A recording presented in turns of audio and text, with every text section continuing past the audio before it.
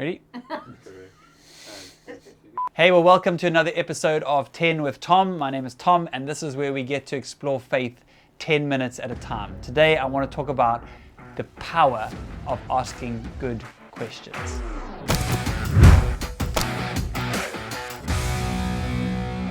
In the Gospels, Jesus is asked 187 questions.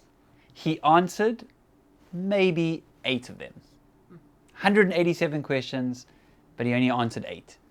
He himself asks 307 questions. I mean, think about that. Maybe faith isn't about certainty, but learning to ask and sit in the complexity of good questions. We're in this series at church on Sunday called Proverbalife, and really it's kind of a look at the book of Proverbs, which is really a book about wisdom. And what I love about Proverbs is that the stuff in Proverbs, the little kind of proverbs, the little axioms of truth, of wisdom, they really work. I mean, even if you're not a Christian, it's just really good advice for the most part. And one of the big ideas of this series, Proverbalife, and we kind of stole this from Andy Stanley's book, Better Decisions, Fewer Regrets, is this often overlooked relationship between good questions and good decisions. Good questions and good decisions. And the reality is that good questions actually set us up to make good decisions. In some ways, our decisions are no better than the questions that we ask or the questions we don't know to ask. Lloyd Alexander, a famous philosopher, he said this: in some cases we learn more by looking for the answer to a question and not finding it than we do from learning the answer itself. And I found that to be absolutely true in my own spiritual journey. And I'm absolutely convinced that if we as followers of Christ would get into the habit of asking, answering honestly, and then acting on those good questions, I think we'll make better decisions, which will consequently leave us with fewer regrets. Now, one of my favorite paintings of all time, and I've spoken about this, I don't think I've spoken about it on 10 with Tom, but I know I've preached around this, and there's actually, I have it tattooed on my arm. People always ask me, what's my, show us, okay. I have a large tattoo on my arm, and it's actually a painting, it's a copy of a painting by a guy named Caravaggio. In the 18th century, he painted a painting called The Incredulity of St. Thomas. And I want to put it on the screens, and I want you just kind of to stare at this painting because there's so much here, and it's such a beautiful painting. And the context of the story is Thomas, doubting Thomas, as he's been come to know.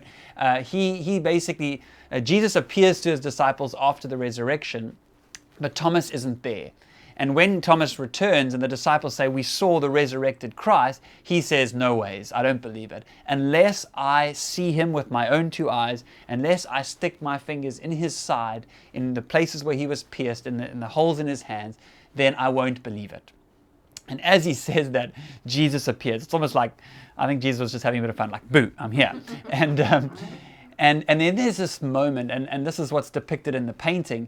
There's this moment where we see Thomas stick his finger into Jesus' side, as recorded in the Gospels. And the painting is so well done. It uses a technique called chiaroscuro, which is like this very harsh lighting. And you can see Jesus is kind of in the light, and the disciples are coming out of the darkness into the light. But what I love about the painting, if you look closer, is that it's almost as if Jesus is pulling Thomas's hand into his side. And what that says, what people have kind of remarked about it, what it says to me is that Jesus was not afraid of Thomas's doubts. And he wasn't afraid of Thomas's questions. Yeah. You know, so often we build faith, which I say it's like a brick wall faith, that if you take one brick out, the whole wall comes crumbling down.